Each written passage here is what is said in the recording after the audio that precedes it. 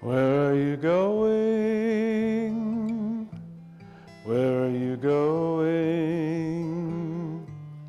Will you take me with you? For my hand is cold and needs warmth. Where are you going?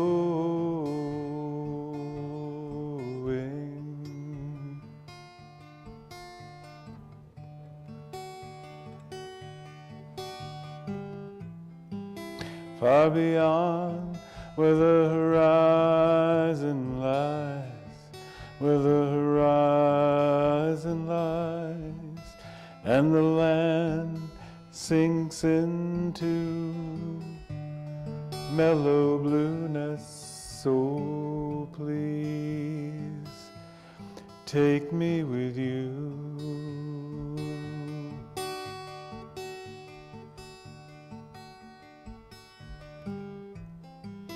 Let me skip the road with you.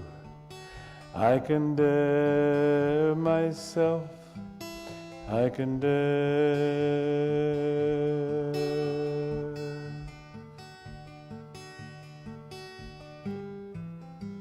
I'll put a pebble in my shoe and watch me walk.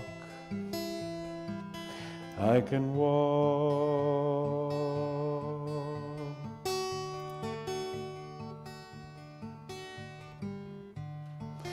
I shall call the pebble Dare. We will talk about walking.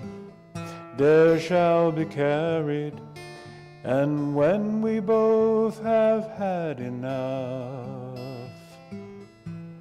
I will take him from my shoe, singing, meet your new road.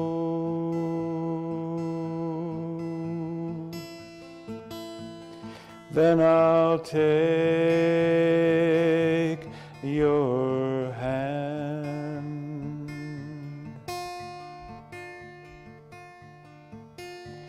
finally glad that you are here.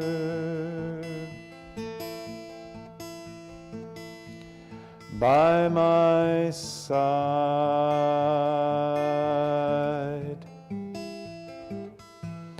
by my side,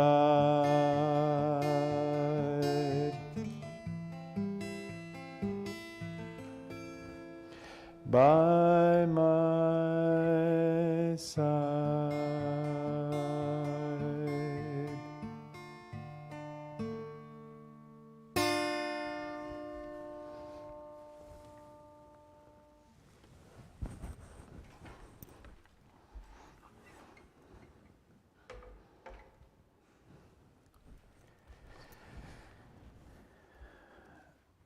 Who has believed what they heard from us?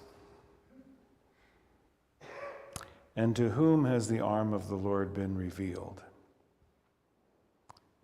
He grew up before him like a young plant, like a root out of dry ground. He had no form or majesty that we should look at him, no beauty that we should desire him. He was despised and rejected by men, a man of sorrows and acquainted with grief. And as one from whom men hide their faces, he was despised. We esteemed him not. Surely he has borne our griefs and carried our sorrows, yet we esteemed him stricken, smitten by God, and afflicted. But he was wounded for our transgressions. He was crushed for our iniquities. Upon him was the chastisement that brought us peace, and with his stripes we are healed. All we like sheep have gone astray.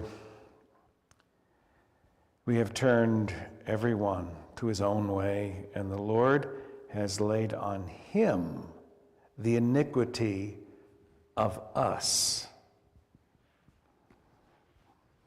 He was oppressed. He was afflicted, yet he opened not his mouth. Like a lamb that is led to the slaughter, like a sheep that before its shearers is silent, he opened not his mouth. By oppression and judgment he was taken away.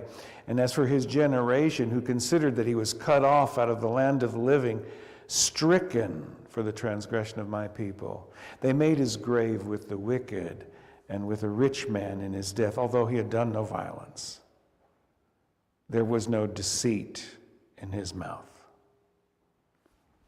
Yet it was the will of the Lord to crush him. He has put him to grief. When his soul makes an offering for sin, he shall see his offspring, he shall prolong his days. The will of the Lord shall prosper in his hand. Out of the anguish of his soul he shall see and be satisfied. By his knowledge shall the righteous one, my servant, make many to be accounted righteous. He shall bear their iniquities. Therefore I will divide him a portion with the many. He shall divide the spoil with the strong. Because he poured out his soul to death, he was numbered with the transgressors. Yet he bore the sin of many, made intercession for the transgressors. Isaiah 53. Please pray with me.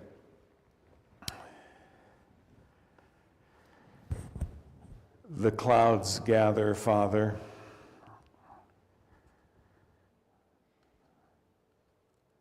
The clouds gather against you and your people. As we gather around this table in remembrance of who you are, who we are, and what you have done for us and for our salvation, the clouds gather. They gather against you and yours. The assault on all that is holy and true.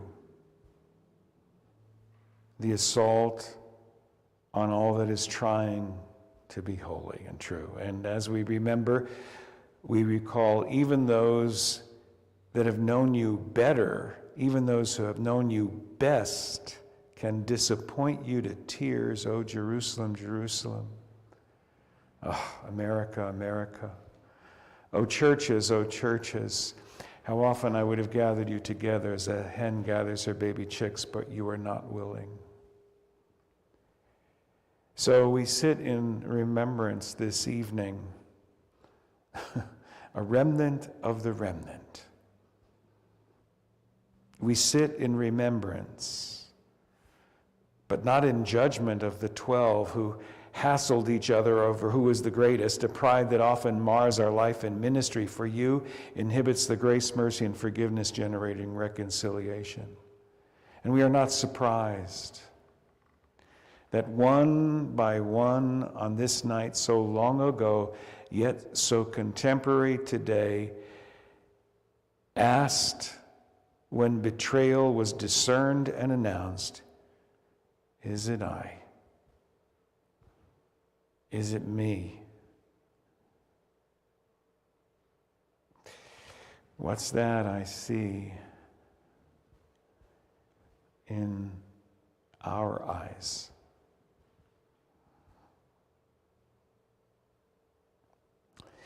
So let tonight, O God, be a night of resolution to see you more clearly, follow you more nearly, and love you more dearly. And as those clouds gather and the end draws near, move us to the increasing calm, strength, sanity, and serenity in knowing Sunday's coming. You are our strength. You are our refuge, a very present help in times of trouble. You work for good in all things, sooner or later, usually sooner than later, definitely in the end for those that love you.